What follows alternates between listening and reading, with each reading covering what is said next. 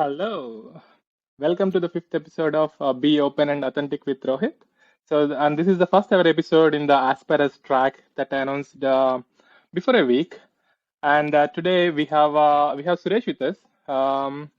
And so I think Suresh is the best guest for the first track for the first ever episode because we had long working relationship, and the relationship has always been beyond an employer-employee relation. Because I mean, I was the first employee at Suresh company, and but we built multiple apps together, and I learned so much over time, which had a great impact on my career. So, and we still connect regularly, and I learn a lot from Suresh. I learned a lot over time. I'm still learning, and today I'm really excited because we all get to learn things together from Suresh's journey, which is a good ride in its own way. So let's get started. Suresh, you wanna start with an introduction? Hey everyone, so I'm excited to be here and glad to be your first guest, Rohit. Thank you. I guess like a little bit of brief intro about myself and I guess how I can contribute to your podcast. Like, I mean, first of all, before you even get to mine, I mean, it's amazing what you're trying to do here at such an early stage in your career, helping others, and I'll be happy to share my journey too. I certainly have a lot that I've learned from my journey that I can share and contribute here. Awesome. Just to give a little bit background about myself and how I started, I migrated from India almost like 20 years back. I came here for my master's in computer science, and the kind of initial first 10 years of my life, I pretty much spent like I would say the cycle of the immigrant, getting the H-1B visas, green cards, and all of that. I mean, worked in the more stable jobs, I guess with the big companies in the DC area, and certainly doing some challenging work. But I always had this itch, I would say, in a way, like I want to do something more than the job. Just whatever going to work early in the morning and coming back in the evening, it wasn't really giving that excitement for me actually. Yeah. So I always used to dabble with some ideas. Hey, what about this, or what about this idea of building a product for the content sharing. This is like back in 2004 or 2003, when YouTube was not even there actually. But I never know actually like how to start or where to start, etc. But I always used to spend a lot of time after doing my probably the routine or somewhat mediocre work at my big company for 8 hours, and this is how I used to spend my late night, even when I used to have like infants at home actually. But so I always had that itch. But the initial 10 years of my life being like, I mean, get the H-1B, get the green card, finish off all those formalities, that's when you can venture out, right? So then I took my first risk probably like 12 years back when I got my green card, and then decided like, hey, that's it. I'm done with doing working for these big companies. I need a little bit more something rewarding for me that satisfies my curiosity. So the first risk I took is more starting as a technical lead for developing a product at a small company. So they were essentially building a software as a service application. This is again back in 2010, where the Salesforce and everything is relatively new. The SaaS itself is not something very familiar, popular construct of building and delivering solutions essentially. So I joined that small company because the main reason I also joined is because they wanted to build everything from scratch. I mean, in fact, I had a couple of offers from big companies like Capital One and all, but I intentionally chose this. And once I landed there, that's what gave me the real exposure of what it takes to build a product. So when I arrived there, I could immediately see that it's a big chaos. They were traditionally developing a lot of custom solutions for their government clients and few commercial customers, etc. But they had no idea of how to build a product. So they're throwing all these expensive consultants. Like, I mean, they don't have this mindset of building once and selling it to hundreds or thousands of customers. They are more used to build something for this particular customer, take it, tweak it, and build it for the next customer. Gotcha. So that's what gave me a big challenge, or in a way, opportunity for me too. I had to roll up my sleeves, just got into the weeds of how we build this highly customizable or configurable solution that can just solve not only for one customer, make it solve for the next 100, 200, 1,000 customers actually. Nice.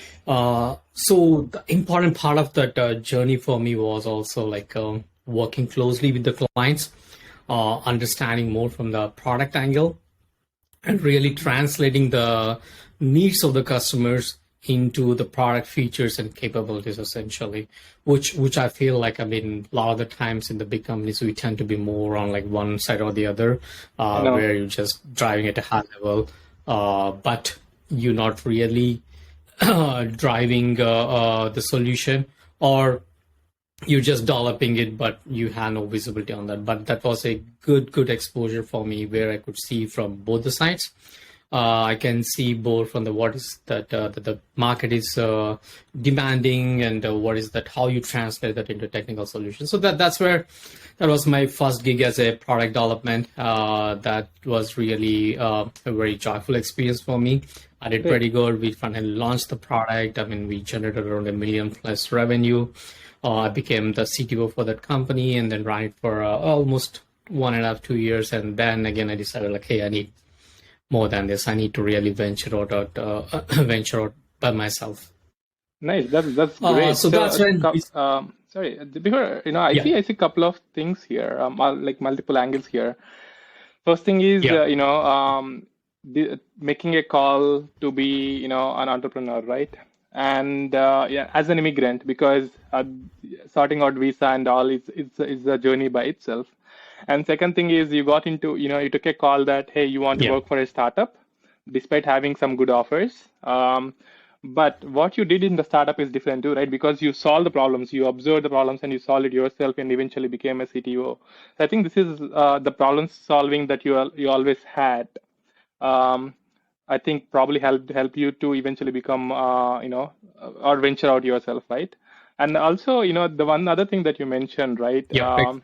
Even though you were able to, work after going home, even if you have infants, the support that you have from the family and everything comes into play. So so I think we will cover all of those. And thanks for sharing your journeys, before the startups, right? Now, can you give a little bit of your, entrepreneurial journey? Like what it took to get here? I know you built multiple products and all, so just want to learn a little bit of it too. So I guess like, kind of that journey, right? I mean, that probably the first gig that I started the startup, that's what gave me exposure to what it takes to build a product, or the mindset that you need to have. That certainly gave me a little bit confidence in myself, like, hey, I had done this a little bit, or with a little bit support system from, I have a sales team, a business analyst, and dev team, and kind of working with all these various personas and do that. That's what gave me the initial confidence. So that's when I started to do my own, because I always keep a log of all ideas I want to execute on, which keeps on growing forever and ever. But initially started with one idea of, hey, I want to make the messaging experience itself is much better. This is again back when there's no WhatsApp or Facebook Messenger, etc. So my idea was to kind of start with that. And I didn't have so much exposure about the VCs or the funding. I mean, a little bit, I never navigated that world. So I was kind of somewhat navigating my initial experiment, or I would say like more of the product, with some backing with the consulting revenue.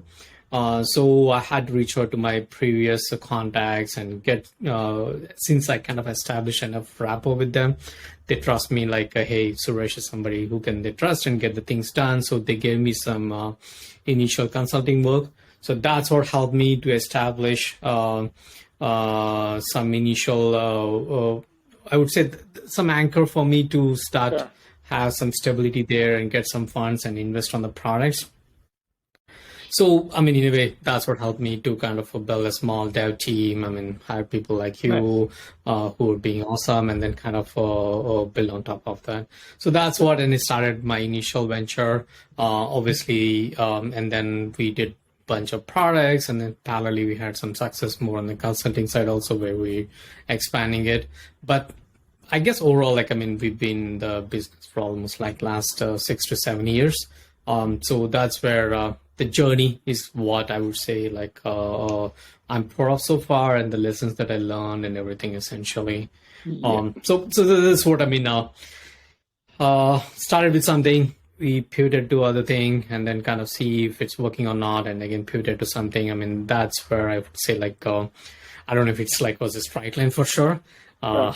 We did take a lot of left and rights and a lot of U-turns too, or You know, looping in circles. which is So, very but important, right? that's what exactly.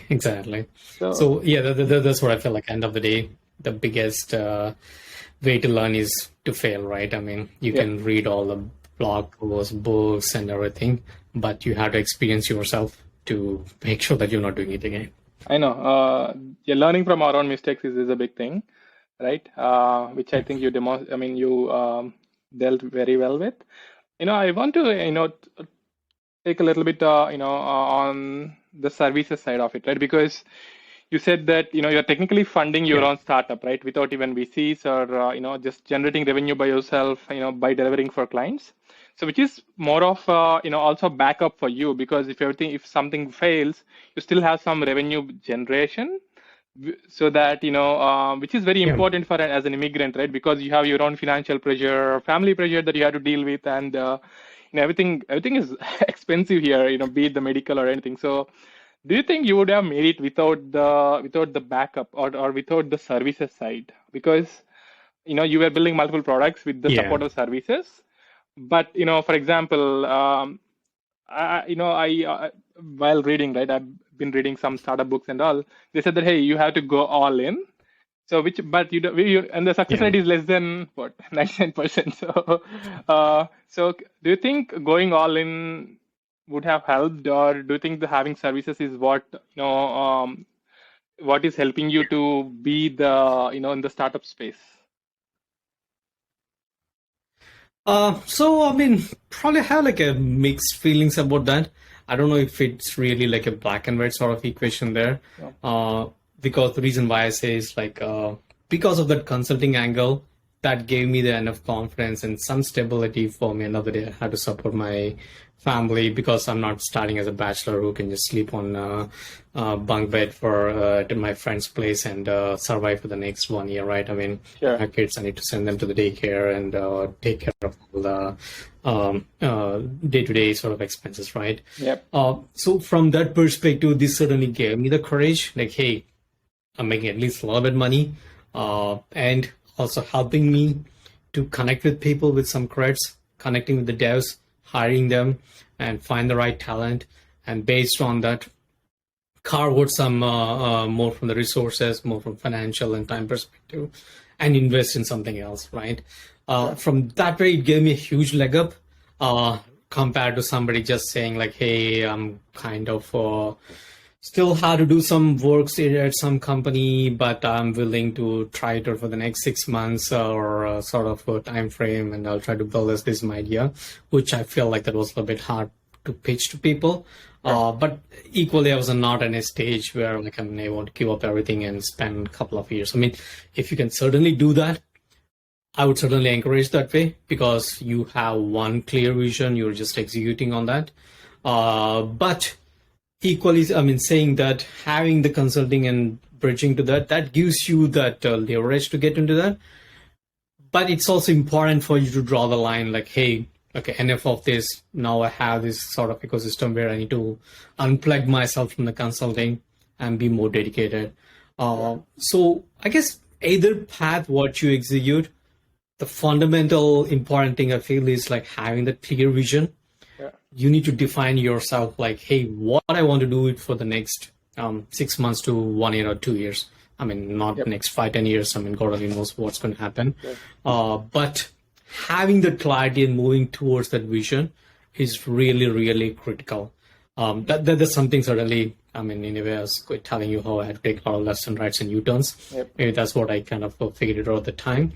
So, So going back to your initial question, like one way or the other, if you certainly have the luxury of, hey, I can abandon everything, give 2 years of my time because I'm just a bachelor or I have enough support system that I don't need to worry about that. Go that way with a clear vision, like, hey, I want to execute this on this particular problem area, and this is how I'm going to solve it and build a company around that.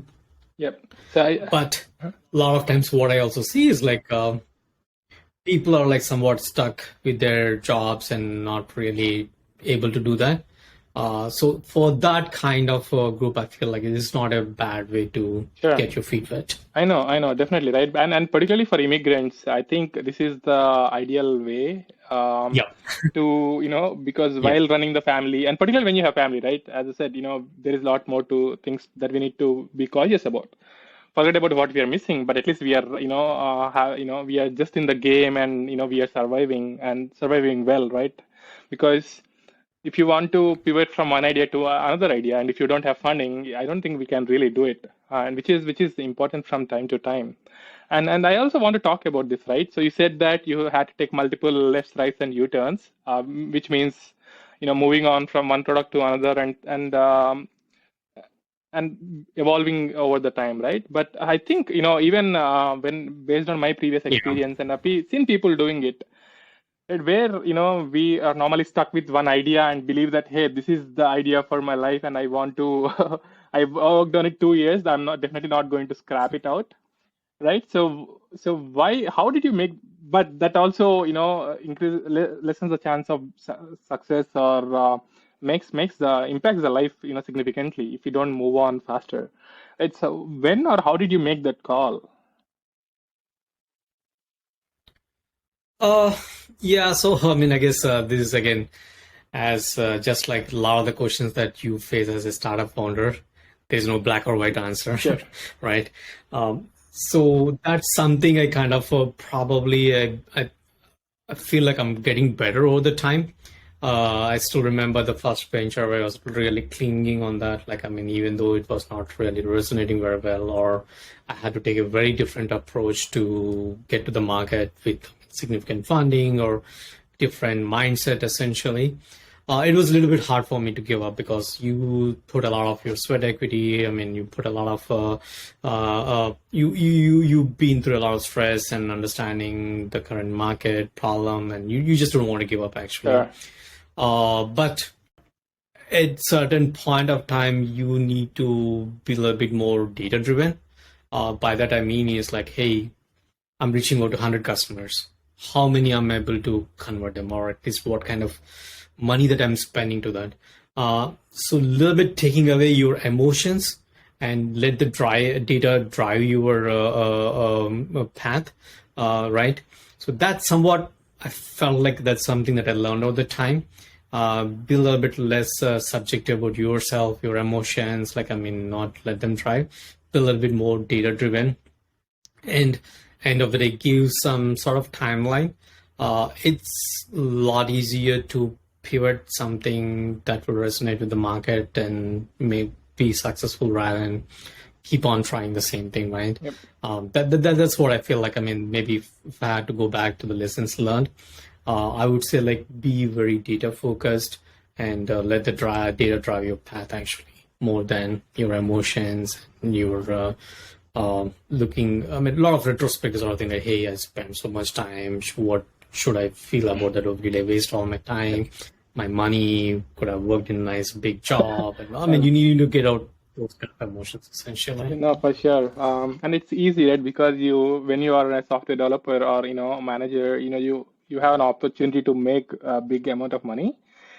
And but if you're Yeah. working on startup, you're pretty much gaining nothing for a brief period of time. So if you want to let it go, that's a really tough call. But at the same time, if you are not letting it go, that's challenging too, because you will be in the phase for longer. So I like the fact that you brought up Yeah. data-driven decisions, right? Because this is something that Yeah. I missed in some of my brief experiences, and I've seen people miss a lot because it's also the tricky part, right? Because how do you go about gathering the data? Like what is the kind of data that you're referring to? For example, when you are a product-based Yeah. company, so what maybe product market fit or what are the few database or the things that I should keep in mind to make sure that I'm going in the right path. Yeah. Yeah, no, that's a very good question, actually. Like, I mean, so maybe I'm just probably giving you my Sure. experience over the time, how I kind of started evolving. So recent startup, one of the startup that we did. So one of the starting metrics, I forced, I mean, I was working with this co-founder. I had to kind of force him like, okay, hey, it sounds like a good idea. I see some potential here, but let's identify key performance metrics. By that it means what is our cost to acquire customer essentially, and what is that conversion rate is going to be to achieve to this. And even if you, what is the cost, I mean, what is the revenue that you can generate from each of the customer and what is the net profit, right? At the beginning, this will be very vague. I mean, you have no idea. I mean, all you're doing is like reading these TechCrunch articles or potential market research that is done by these big vendors, and you driving your decisions based on that. Obviously, you need to reach out to your customers more of, hey, I would like to use it if you have this sort of a hunch sort of thing. But it's important to start on the day one. What are your metrics going to be to make it work? I'm not saying that that's kind of written in the stone and you need to stick to that. Yep. But what that forces is to look back and see if you're at least heading in the right direction. So with this startup, what I was talking about, finally we had a product, and then we want to understand exactly like, hey, is there a product market fit for this? I mean, we had at least some reasonable thing that we want to show in the market and get the feedback from the customers and get that option. So one of the first thing I had to make the co-founder work with that is like just create a simple Google sheet actually.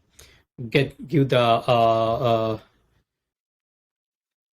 Sorry, there was a brief technical glitch, but we are back. So I think Suresh, we were talking about the KPIs. yeah. You wanna resume there? Yeah, I guess I was just covering the importance of making your decisions more data-driven, how KPIs can help it, and I guess it's also important to kind of looking at this periodically, how you're making progress. So what I was telling you before is also like with one co-founder, we had to come up with a Google sheet. Where we have the KPI metrics, like I mean, how many customers we're reaching, how many of them are showing interest, how much revenue we have in the current platform, and we do that in the columns as in the by week, every week. So that was really helping us to understand more from being a data perspective, like where we stand and what we were making, and we could easily track like this is the time at which we went went live, or is a pivot that we made, and kind of like helped us to take out the emotions sort of from away from the conversation when we do that. So we had a periodic cadence of getting on the call once every week and just talking to the members there. So we pre-fill the numbers before the meeting as much as possible, and then talk through the numbers. So yeah, I guess one of the biggest lesson, at least from my journey to startup, is like, I mean, how you can take out the emotions aspect of the startup, because it is certainly a roller coaster ride, right? Lots of ups and downs, and then kind of being a little bit more of a data driven, because data doesn't lie. You just as it's in front of all the people, it just automatically becomes like the lot of the contention issues is already kind of resolved there. Like, I mean, you're not trying Sure. to talk based on the feelings, like saying like, hey, we're not going in the right direction, or hey, this decision is not right. I mean, you kind of taking that how you say, like rather than saying that, now I say like, hey, look at our numbers.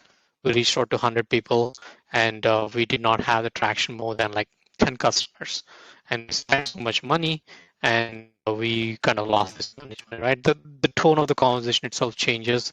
how you reach to conclusions also changes. So I feel like that's one of the very key aspect of driving your decisions more based on the data than the emotions there. Exactly, right. So I think which is where the real decision making comes into play with the data, because if not data, we are all just talking about something Yep, uh, abstract. that's Yeah. not there, abstract, right? Exactly. So Yeah. so how do you think these KPIs or the data-driven, decisions help you evaluate the product market fit? Because that is something that every startup tries to figure out, right? The product market fit. Yeah. So there is Yeah. so much Yeah. about it. So do you think, these are the kind of metrics or the data-driven decisions help you get there? Like, can you provide some insight on that? Yeah, no, definitely. Like, I mean, of your journey, I feel like that's mostly the fuzzy view of what it's going to be you're going to have, right? Everything's so fuzzy, you don't have the clarity. I mean, all you have is your gut feeling and what you heard from the customers, the point, and it's all feelings and sort of insights from your customers or from experts or what you read in the books. Right? So initially, where I feel like it's very important to say, hey, this is how I'm going to measure our success or fail, right? It doesn't give me always the success. And that's kind of obvious to level. And initially, one of the aspects I tend to do is like, let's put a real scenario based on a few a year or two at the max, but I mean, it's very hard to predict beyond that nowadays. Um, so that's what you want to start with, that even though if you have a very fuzzy view of what it's going to be, what customer segment, etc., but try to put at least in a way that everyone can understand. And what that also does is like culturally you're encouraging more of like everything that you talk is more the numbers actually, no more of these feelings. So obviously the biggest aspect is like start and keep constantly improving, having the periodic cadence of every week we're going to just put the numbers in front of the team and talk about that. Having that is also going to be important. I mean, there's no one certain. I mean, you can always come up with some out of the box metrics for a SaaS product, right? Cost per customer. So, I mean, the amount of monthly recurring revenue, yearly recurring revenue. Those are some of the key metrics. Probably you can Google it and pretty much start with it. Exactly. But Yeah. you certainly need to tweak it based on what kind of product you're working essentially. Gotcha. So technically, figuring out the KPI metrics as early as possible and making Yeah, sure we constantly track those metrics, evaluate. Yep, track it and and evaluate. evaluate it, track it and evaluate over time. So that will Yeah, probably give us a good info about the product and yeah, product market fit as we talk, right? So that's a good insight. And in fact, as I was saying earlier, so this is. Kind of Amazon's way of doing it too.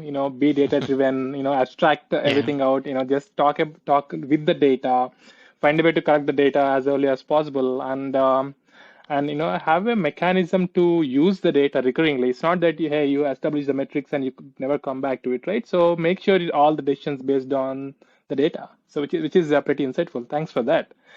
So Yeah, now, yeah, since we yeah. are talking about the product and product market fit, I want to talk about one of the great products that you built, which is in-app BI. So, in my opinion, that is one of the powerful BI tool, and I worked with multiple BI tools, be it enterprise or in the smaller scale.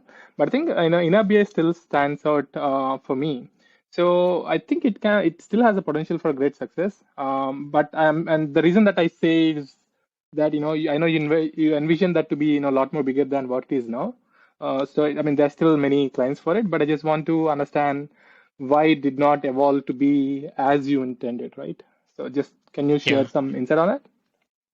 Sure. I mean, so essentially, we started in AppBI with the pain point that we realized in enterprise space, where it was fairly complex to buy any of these BI tools back at that time, and kind of ability to maintain or getting the expertise to maintain those systems are very fairly expensive, and you need to have a pretty good sort of team to do that.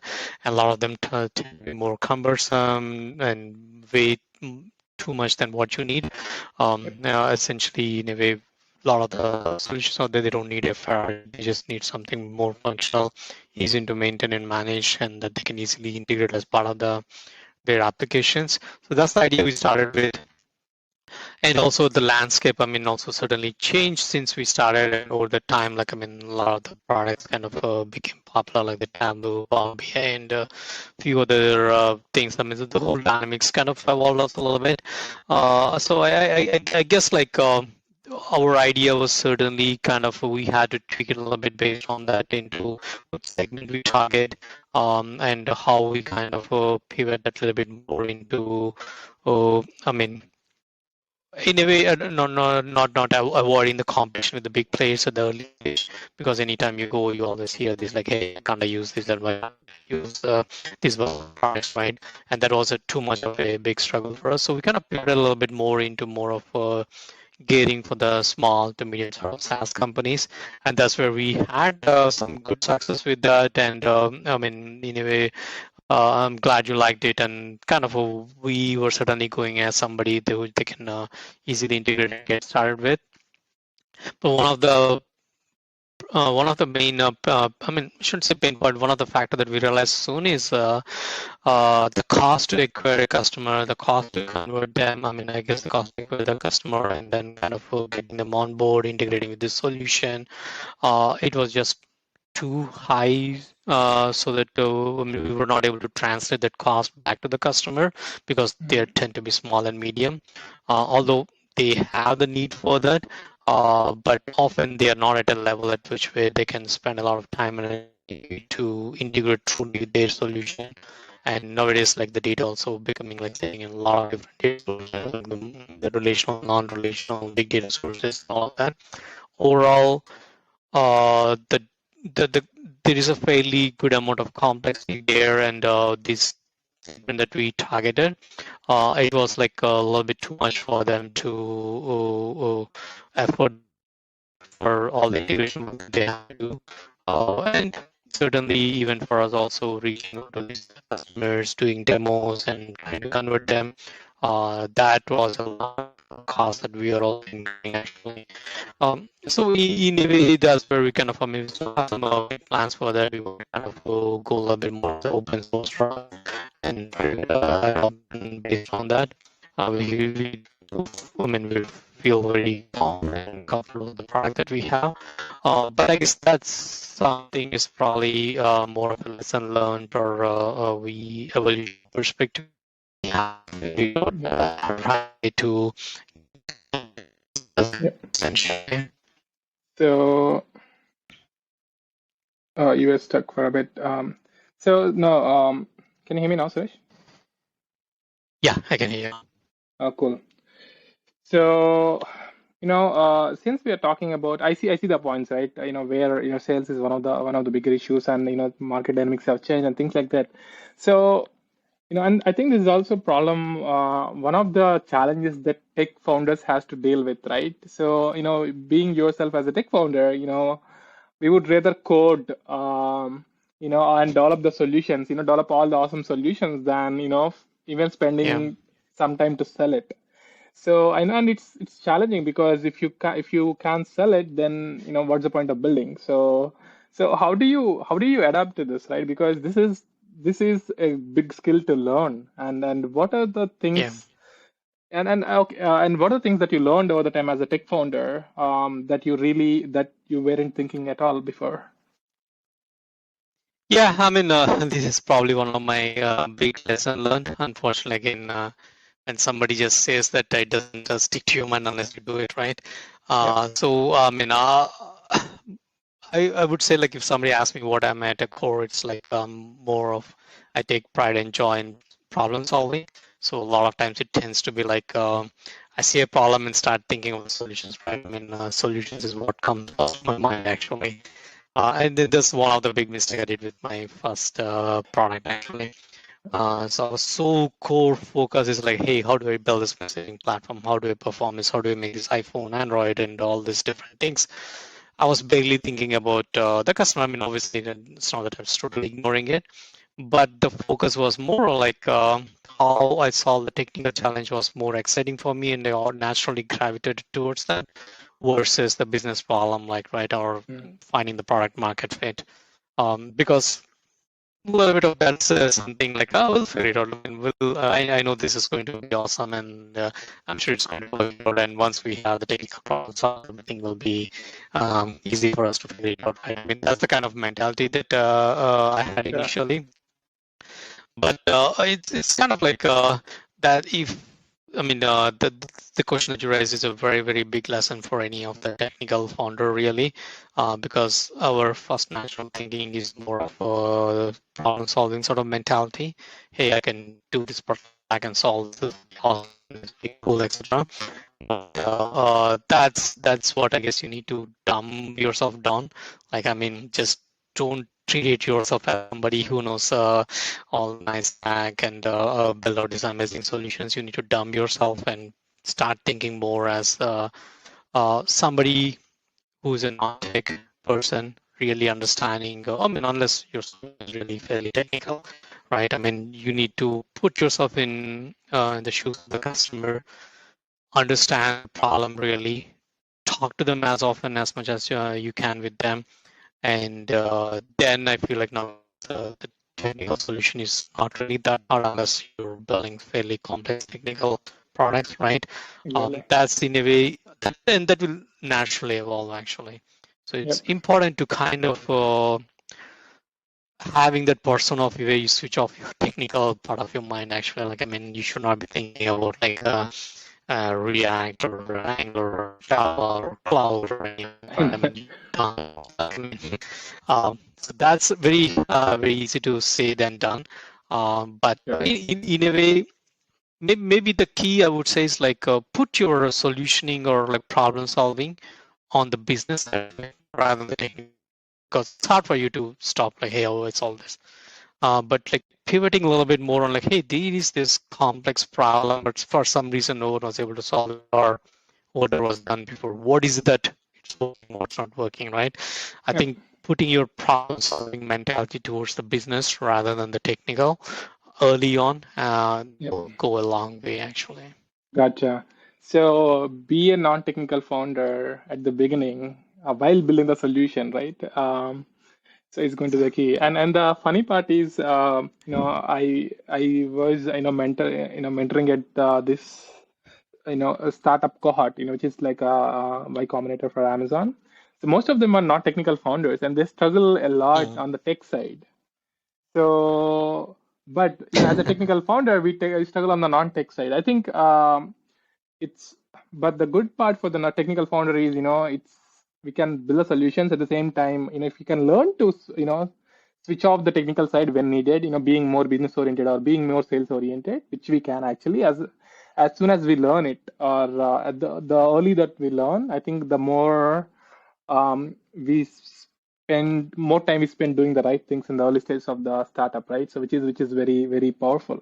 Yeah. So And and sometimes I feel like it's probably not always feasible. Having a partner who kind of balances that also goes a long way, sure. right? And if it's feasible, certainly always team up with someone who's, like laser focused on the business side.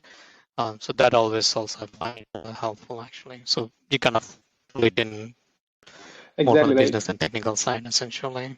Sure, yeah, I think this is Yeah. where the real team building, or the having a co-founder, or having someone on the team who is who have complementary skills, actually will help us a lot better, right? Because we are founder, we can do many things by ourselves, but I think we will slow down, and then we may not be doing the right things because we might not have done those things earlier on the non-tech side.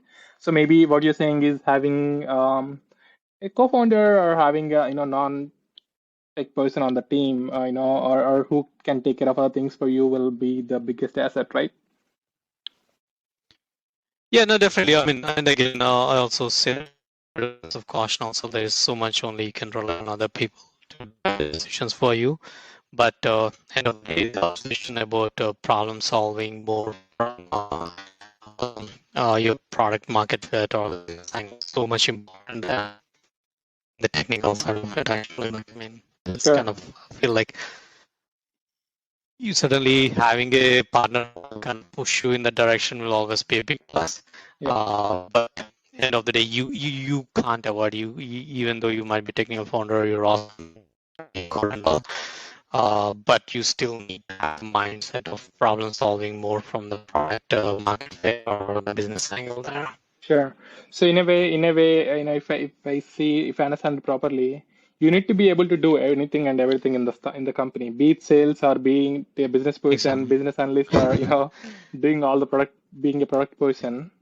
But having the team that does it for you is great. But as long as if you don't have that mindset, or as long as if you don't have that vision that connects all these dots, then end of the day you won't be utilizing the team perfectly, right? So which is important. Yeah, so that's what right happens often. At the beginning, you're not starting with a huge team, right? And typically, a lot of times, what we tend to do is like under stress, we go to a comfort zone. Sure. So our comfort zone is what we're very familiar with and where we can solve the problems easily.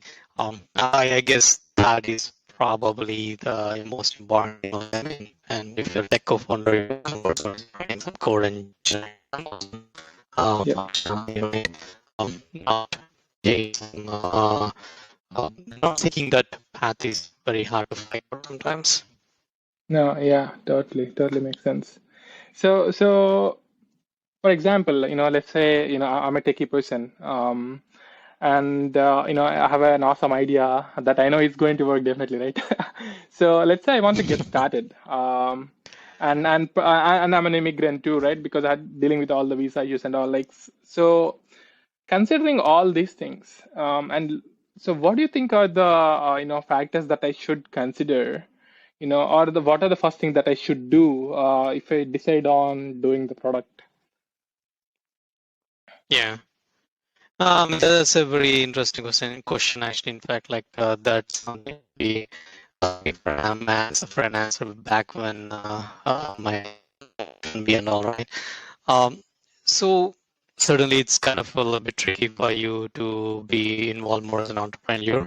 I mean, you're starting your own gig when you're going through the whole immigration process. But I guess the important thing is the kind of what is critical is like, I mean, in that phase, you start doing the learning process actually, rather than just be limited with your job.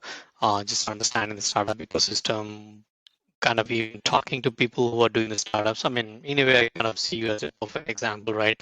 You're already getting exposed yourself to a lot of co-founders. What are the pain points? You can understand that that probably will save a lot of time when you're ready to make the switch. And I feel like that's where you can position yourself. And certainly working in startup, I mean, even though you're an immigrant, you can certainly work in a startup or where you see that rather than going for a confining yourself more a comfy job there with a good paycheck. I mean, nothing wrong with that. That's what you want to do. I mean, there's nothing um, wrong with that, right? I mean, but if you really want to be an entrepreneur, you want to build stuff all the time, there is no starting time at which you need to start challenging yourself in a way, right? Yep. I mean, acquire the skills that you need. Um, in a big environment, learn the things as fast as you can. And we have found that, like, I mean, most of my big learning happened in small companies. If more on the big companies, you can certainly learn like how to run it at different levels, processes, Yep. and forming teams and all of that. But more as a I find them more useful at the small companies because you're thrown into situations nobody's there to guide you. It's Exactly. like you got to go and figure it out, right? Yep. And you can be like somebody, like as you said, you can be cleaning the restaurants to fixing the pieces to making sure you're developing. I mean, so I guess the more you get comfortable with that early on, I feel like you're in a better position to make the leap whenever you're ready. Gotcha. So what you're essentially saying is, so before even, thinking of venturing into your own company, make sure that you were in those positions early on, be it at your own company or interacting with all, many startups around, or, finding or start building the solution on the side and making sure that, hey, that is something that you really want to spend time and energy on, and making sure that, you have enough data, or you see something that there is a good chance for success. And then obviously, if you're working currently, learning from the company and learning the business faster. So finding an opportunity to learn and evaluate the chances of success by interacting with the similar minded people is the key before even venturing, right? Because if you if you venture out and if you start figuring out, you don't know where to start, and you are already under the pressure because you're not making money, and then things like that. So having some prep work done before even venturing off, I think will pay off will take us a long way, right? Exactly. So that's exactly. I mean, I would say like, I mean, just understanding the ecosystem, understanding people who are already doing that, talking to them, I mean, that itself will psychologically prepare you Yep. for what you need.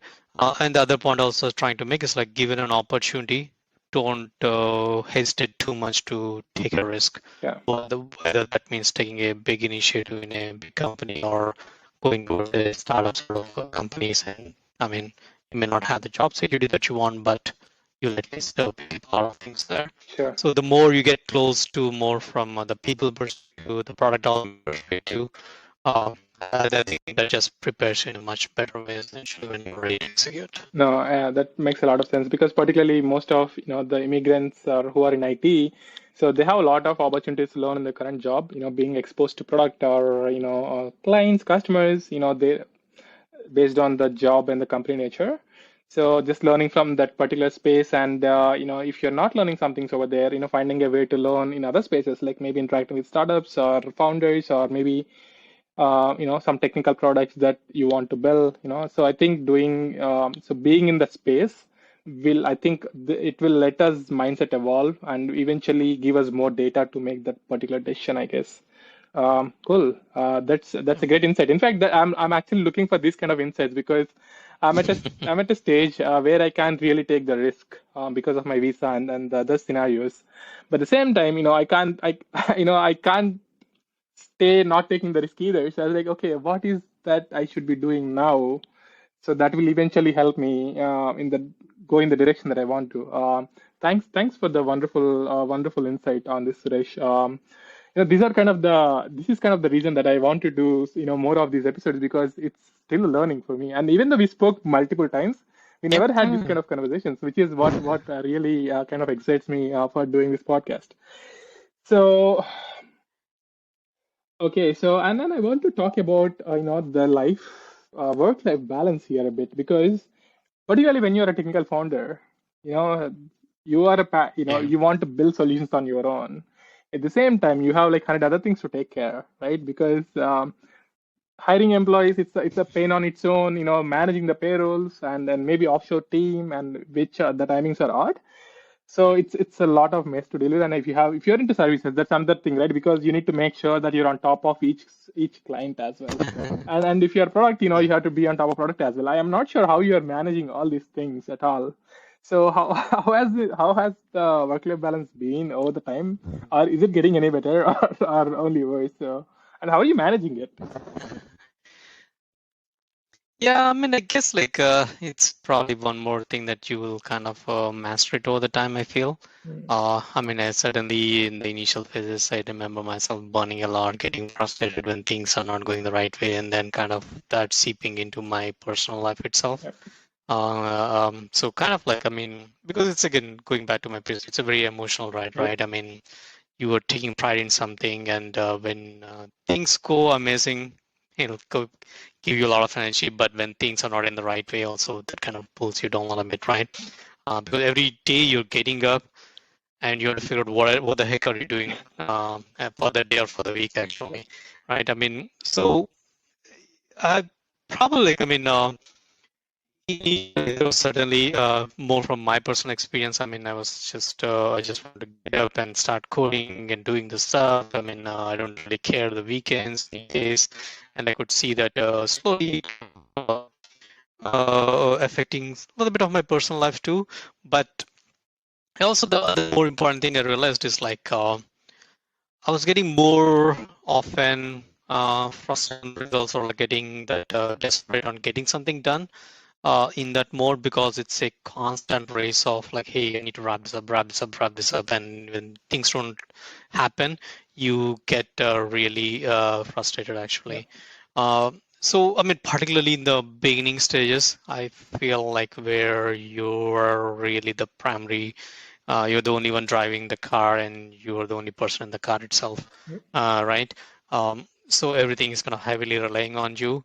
Nobody is telling you the directions or anything, and you have to pretty much take care of everything.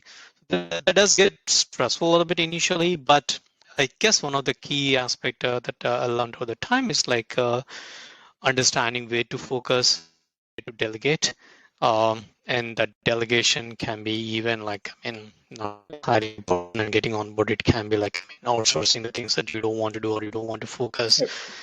and really like figuring it out how you can intelligently slice your work and prioritize that. I mean, in a way, one of the things I do even now is before I go to sleep or just before 1 hour before I go to sleep, I little bit structure all the things that I want to get it done for the essentially. I typically classify more of some technical work, some bookkeeping work, and kind of pretty much like how you would keep a backlog for your product development. Yep. I keep my backlog, and then I know that how I tend to put like 20 things. I know that I learned the next day that I can't do 20, so Sure. I need to be cautious on what are the 3, 4 things that I put there. Actually, it was kind of helping me a little bit focus on the things that really matter, prioritize them in the right way. And those are probably like a little bit some of those mechanisms that I could develop over the time. But going back to the critical factor, like I mean, when you're burning yourself, I find that very quickly it becomes counterproductive. Yep. It draws out your emotions. You're kind of not really in a very positive attitude Yep. because you feel, I mean, a lot of your energy seeps in, and then you feel like, hey, am I doing the right thing and not going in the right direction? So it's important to take the breaks. The other important thing always has been like talking to people who share the similar sort of passion. Yep. Like I mean, we always have this nice conversation about any other products, what to do, how you do it, etc. Right? I mean, a lot of times I feel like the startup, you are the only person that matters, or you need to validate yourself. Yep. So in a way, it's very helpful to talk to other people to kind of share that. Uh, I mean, have an honest conversation, be vulnerable, get the ideas, and kind of figure it out. And that's when I feel like as you start growing up a little bit more later on, that's Gotcha. when automatically when there's a team, you get the energy kind of lean on each other in the team. I mean, things get a little bit much easier later on, essentially. But when you're like really 1 or 2 person team, that's when I feel like a little bit of the hard time initially. No, for sure, right? So I think, the most important Yeah. factor is, delegating the work, right? Because yeah, you don't want to burn yourself out because you Yeah. are the key resource for the company, end of the day. And the other factor that Exactly. you mentioned is, having a backlog for the company itself, not just for the product, because, obviously, if you have 20 things to do, and if you focus on doing 20 things, no, nothing will get moving, right? So, which is what we cannot do. And Exactly. the third thing that I really like this, because often we don't, I don't put myself in a vulnerable situation sometimes. I started realizing that I think I should do more often, which means that I'm not having a honest conversation with the like-minded people. And which also, particularly that is very important when you are a founder, right? Because if you're not vulnerable and if Yeah. you're not having honest conversations, with the people around, or with the support network, or even with yourself, that will eventually burn you out, because and that also limits the perspective of learning, right? So being vulnerable and being able to learn from others, and have that space, build that space for yourself, be it support network, or build a team, or build the environment where you can be in the way that you want to be, without taking the pressure, or having, without impacting the mental life, is the key. So that's a good lesson right there. Cool. Thanks for that. Yeah. So I mean, a lot of times I find is like, I mean, when I mean like be vulnerable is like, I know when someone asks like, hey, what are you doing and how is your product going on? I mean, obviously you put your brave face in the front of people when you talk to that. I mean, and you want to do that, but end of the day with the right group or where you feel comfortable, you need to talk about the problems, right? I mean, like, Sure. I mean, you're having hiring problems, or you thought this is going to work, but it's not working, or you have the financial situation where you need to resolve it. Because only then I feel like you'll start hearing the people ideas. Otherwise, it's all just cooked up in your brain. You kind of recycle the same process and again. Sure. But it's very tough. I mean, it's not easy to do actually. Like, I mean, Yep. showing some of your vulnerabilities in front of people. But that's where I feel like having that network of your mentors and similar mindset people who are going through the journey, and that certainly will go a long way. No, for sure. I think it's a very it's the one of the most important and underrated things, I guess. Having the network, being able to talk to them freely and openly, and learning from them Yeah. is really the key for at least the mental well-being of a founder, I guess. Cool. Yeah, I mean, particularly this COVID times, right? I mean, you no more have like this nice sprawling co-working space where you can meet and co-founders or going to the meetups and do that. I mean, that's what the dynamics also feel like it's very tough now being a startup than You know, before, because it's hard for me to find those kind of support systems. I mean, I can call people and do that, but yeah, somewhat like, I mean, it's it's not the never the same. same. Yeah, Having a conversation, grabbing a beer, I know. Yeah. exactly. Yeah, this human touch is sort of missing actually, which is very important for a startup these I days. know, right? And other part is, we are not, for example, when we are working in person, at least we take some time off, to go have a beer or, just maybe coffee or, just roam Yeah, around. yeah. But now we are, Go for I said, lunch. we are Yeah, stuck with the exactly. laptop and the home in the confined space, which means that we are always thinking more about the product or more about the work because, that's clearly visible and you always have 100 problems to solve. Then I don't think it's easier to step away when you are at home and doing everything from home, from the problems and from the work. So I think which is one thing that we should learn or adapt, during the times. I think it's the new Yeah, normal, right? definitely. So cool. So I want to deviate here a little bit and ask, one of the questions as a software, as I'm a software developer, right? Because what are the key things that you look, in the people that you hire? I know you hire, data engineers, software engineers, and others, technical Yeah, roles. yeah. And and you rely heavily on the people you hire because you're a startup and you want them to be techy in certain way and things like that, right? So what are the key things that you look in an employee that you want to hire? Yeah. No, that's a very good question actually. Like, I mean, it's very important when you're hiring for a startup. The biggest factor that I always look is like how driven a person is actually. How much hunger do they have? What kind of appetite do they have in problem solving? I mean, more and more, I feel like technology is kind of somewhat becoming irrelevant these days. I don't really care if you know like 10 different languages or this particular tool that I need. But what's more important for me is like, I mean, given a problem, how quickly you can pick up the tool that I need and solve the problem. Or you more of a somebody who's looking for someone else to handle the solution for you, or you'll roll up your sleeves, experiment it and figure out the solution even though you don't have the 100% guidance, Mm, right?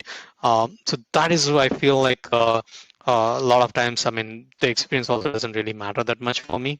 That's what I always look for: people who are driven, who are eager to succeed, who want to learn new things, because nowadays I feel like the only is change really, either from technology perspective or the market situation perspective, or even our nowadays our lives, day-to-day lives actually, right?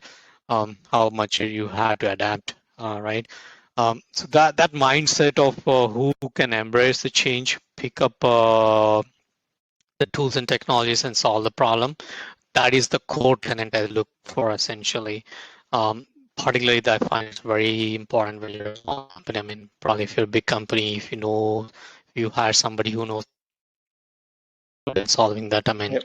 you can have this 10 people who are just worker bees who can solve the problem for you, given how to Yep. solve it.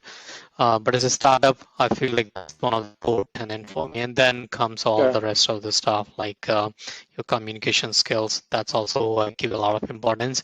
And probably the third thing I kind of see is like how good are you more from a thinking and kind of a problem solving perspective. So the motivation, the communication, and more of analytical skills those are the three primary things that I look for. And then really comes more of, hey, you already familiar with Yep. AWS Cloud or Google Cloud or Yeah. React and all.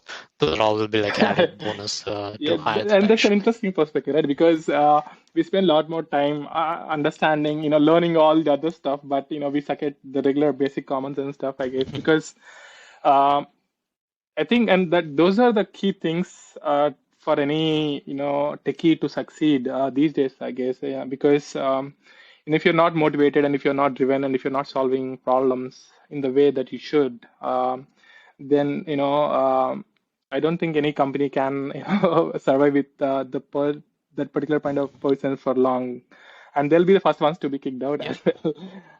Um, yeah, exactly. that's interesting. Exactly. And I think people should, like me, people like me should start learning or being cognizant of these things even when going for the interviews, because even that's what at Amazon or many big companies, that's what they look for. So they really want to evaluate your problem solving ability and your motivation or commitment to the work, because and the other part is when we say talk about the problem solving, it's more of being an entrepreneur, right? That the mindset, the startup mindset that you have, Exactly. that is key, obviously, for everyone in the startup, and even if you're working in the tech enterprise, that is a big asset that can help you and take people long way. Thanks for sharing those. So no, I know we are running time, so I want to uh, have a couple. I want to ask a couple of things more. So I know you are kind of going more all in on the services side, because you scale pretty well in the last 1 year. So what is your major motivation for doing so, and what is the value add that you are bringing to the services or the companies that you work with? Yeah. So more, I mean, as I was kind of previously taking about the fundamental mode at which we operate is like problem solving actually. So that's like our at the core. That's what I'm passionate about, and I want to build a company also around that. Is it can be certainly for your products, but it can be for the clients actually. So our lot of the work that we do tend to be around that. So either the customers are struggling to do digital transformation or figure out how they kind of advance the analytics platform that they have, or figure it out how they build a solution in the 2022. So those kind of the problems, I mean, and a lot of times there's somewhat like the process challenges also. So at the core, we always start with the problem that the customer is facing. And that's where we kind of start from that. Typically, most of our customers bring us not to develop two more screens in an application or add a couple of more modules to their existing application. They're bringing us to kind of, hey, we need to move to the, we don't know where to start, or hey, we know that we're not doing an awesome with our data that we're collecting so far. We don't know where to start, or we have a situation, we have a team doing it certain way with a lot of things be working, but we're not really up to date with where we need to be, how we can get to that. So that's where we kind of our core pitch is like the problem solving, and our approach also tends to be like start with the problem, figure out the right solution, and try to solve it some minimum viable solutions or products there, and then kind of like build it out, pitch it, give the complete picture to the customer, and execute on that. So most of our work tends to be around that. And that's what we take a pride in a way. Me also, as being an entrepreneur, having an exposure or like being, doing multiple products in the past. That's what I always feel like, hey, we solved this problem using this approach and it worked very well while doing this product, right? Now I can bring it to the front of the customer and show it. That's more impactful for the customer, saying like, hey, we did so and so in some company and I can't really show you. Or, having something tangible that you can show in front of them goes a long way. And that's what also whatever work we're doing on the product side, also leads our service sides actually. Gotcha. So and also like also find it a way to keep your team also much more engaged and keep them up to date with the tools and Gotcha. No, that technologies makes too. sense. So, and the other interesting part that I observed is, so the service work that you're doing is not just the regular grunt work that most of the companies do, right? So you are really taking on a Yeah, problem, using all the experience that you gained over time to build innovative solutions and to solve problems or to do whatever the company needs to do in the best way possible, right? Because you are using all the experience you have and your team has, because when you build multiple products, you pretty much know what all the things that you need to do. So you are taking your experience and adding it to the companies and the startups so that they can go the long way. So you're not just offering the services from tech standpoint. So you're also offering your experience and then helping them build the products, which I think is very interesting. yeah, Cool. That's great. So and I wish you all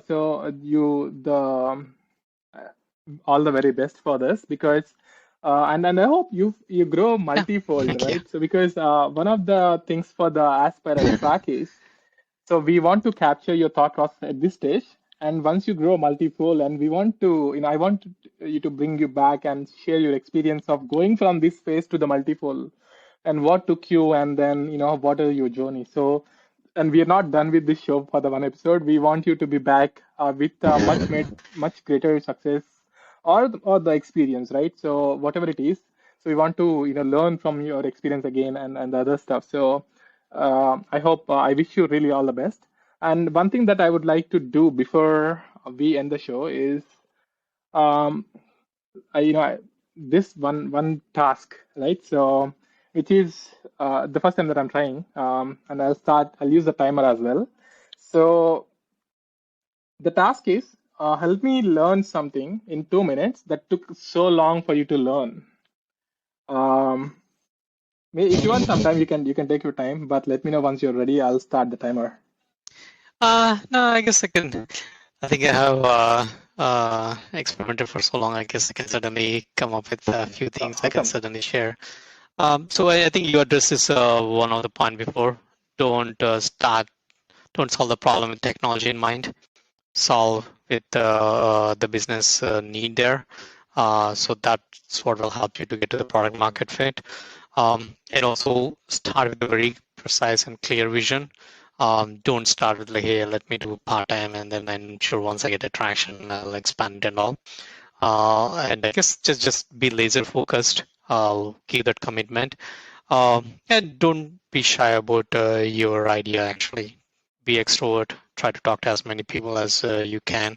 Not that you have to take every piece of advice that you get there, because everyone's journey is different. I would say like those are probably the three big lessons I can share with you in this. Sure. I guess, yeah, hopefully I No, gave you enough yeah, points it's with your just time on 54 that. seconds, and you already gave me a few life lessons to keep in mind. Thanks for that. And I think, throughout the episode, we covered some of the other things like, KPIs or being data driven, being laser focused and all the stuff. So, which is very interesting, and which is what I will, take it forward from here. I will find a way to inculcate all these learnings in my day-to-day life so that I build on your experience, right? So that I don't have to wait for a scenario where I burn myself down and then learn from your experience, because I don't think I have the luxury or I may not always have the luxury to learn that way. So why not just learn from one of the greatest experiences and the journeys you have. Thanks a lot for sharing all the valuable insights and taking us through the journey. I really appreciate your time and support as always, Suresh. So Yeah, and that. No, it's been nice, right? I mean, really enjoyed talking these things. I guess. I mean, I hope I can help 1%. For one person, For that's a sure. big achievement for me. As you said, like it certainly strong feel like a lot of the lessons learned. I mean, even if someone picks them up and saves 1 month of their lifetime, that itself will No, give you for a sense of sure. satisfaction. So I appreciate really you bringing up this podcast, and hopefully this will help the No, future entrepreneurs I for sure. for sure. I can totally see this helping many people. And I normally start with start the podcast with by saying the purpose of the podcast, which I obviously missed in this one. So the purpose of the podcast is maximizing the micro level impact. So that's the term that I came up with. So in the sense that even if you are helping just 10 people with one episode, that is still a big win for us, because if you're helping them in a certain way, you Yeah, never know yeah, what is the impact that they can have on in the world, right? So the ripple effect is something that we cannot measure at all. So which is the reason I want to be focused on totally, maximizing the totally. micro impact. So which is the reason want to bring as many guests like you, and learn from each of them, because there is certainly uniqueness in every journey, right? So which is what we need to capture. And I'm sure when I started listing out the topics with you, I listed like 20 more topics, and we can talk more, and we can be specific on each topic as well, which will which will be a series on its own. But Yeah, we will yeah, save it for later. I guess. I think we should do more of these. sure. And again, thank you for that. I hope I'm sure this will help you, help many people, and then I'll revert back to you with the metrics or testimonials that we get over time. May not be now, but some for sure at some Yeah, point for really. sure. Thank you. Sure, Ed. It's been a really pleasure. It was fun talking to you, and all the Thank you best very with much, your Suresh. podcast. Appreciate that. That's it.